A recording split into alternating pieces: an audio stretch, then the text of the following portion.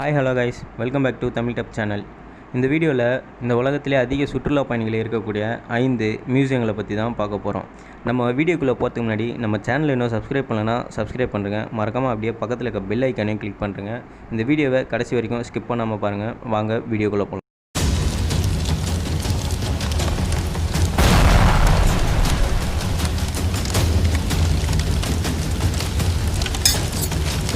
Number 1 international banana museum. கலிஃபோர்னியாவில் இந்த museum ரொம்பவே ஃபேமஸ். 17ஸில் கேன் பனிஸ்ட் என்பவரில் பனானா கிளப் உருவாக்கப்பட்டது.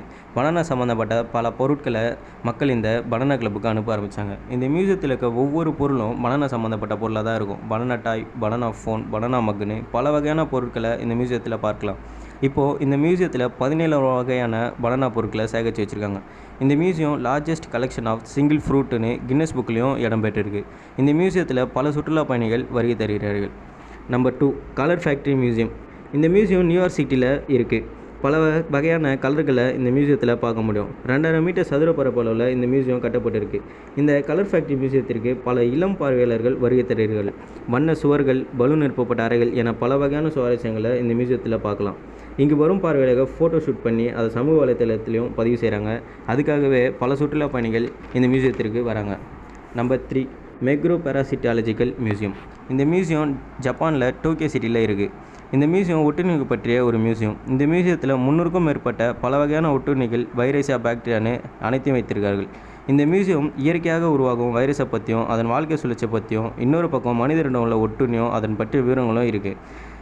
இந்த மியூசியத்தில் 60,000 ஒட்டுண்ணி மாதிரியும், 50,000 ஆவணங்கள் மற்றும் 5,000 ஒட்டுண்ணிகள் பற்றிய புத்தகங்களும் இந்த மியூசியத்தில் பார்க்கலாம். இதுக்காக பல சுற்றுலா பயணிகள் இந்த மியூசியத்துக்கு வராங்க. Number 4 international spy museum. இந்த மியூசியம் வாஷிங்டனில் 2001 திறக்கப்பட்டது. நம்ம எல்லாருமே ஜேம்ஸ் பாண்ட் படம் பார்த்துருப்போம். அதில் பல வகையான கேட்ஜெட்ஸும் திங்ஸும் காட்டியிருப்பாங்க. அதை நம்ம நேரில் பார்த்தா எப்படி இருக்கும்? அந்த பொருள் அத்தனையும் இந்த மியூசியத்தில் அப்படியே 100க்கும் மேற்பட்ட கேட்ஜெட்ஸையும் இந்த மியூசியத்தில் பார்க்கலாம். இது வாஷிங்டனில் ரொம்ப பிரபலமான ஒரு மியூசியமாக இருக்குது. இதை பார்வையிட பல சுற்றுலா பயணிகள் வருகிறார்கள். நம்பர் 5 சோலோமோ இன்ஸ்டியூட். இந்த சோலோமோ இன்ஸ்டியூட் மியூசியம் நியூயார்க்கில் தான் இருக்குது. இங்கே பார்த்தீங்கன்னா களிமண் மாதிரியான ஒரு பொருளை பயன்படுத்தி ஒரு மெட்டீரியலை உருவாக்குறாங்க. இதை குழந்தைகள் ரொம்பவும் விரும்பி விளையாடுற ஒரு பொருளாக உருவாக்குறாங்க. இந்த பொருளில் பல வகையான வண்ணங்களை மிக்ஸ் பண்ணி குழந்தைங்களுக்கு பிடிச்ச மாதிரி உருவாக்குறாங்க. இந்த மியூசியம் போகிற பார்வையாளர்கள் மன அழுத்தம் குறையுது, இதை பார்க்கும்போது ஒரு அற்புதமான ஒரு நிகழ்வு ஏற்படுதுன்னு பல சுற்றுலா பயணிகள் சொல்கிறாங்க. இந்த மியூசியத்திற்கு சிறியவர்கள் மட்டும் இல்லாமல் பெரியவர்கள் அதிக அளவில் வந்து செல்கிறார்கள்.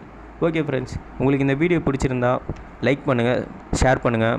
நம்ம சேனலை இன்னும் சப்ஸ்கிரைப் பண்ணலன்னா சப்ஸ்கிரைப் பண்ணுங்கள். மறக்காமல் பக்கத்தில் இருக்க பெல் ஐக்கானையும் கிளிக் பண்ணுறேங்க. And then bye yours Jagan.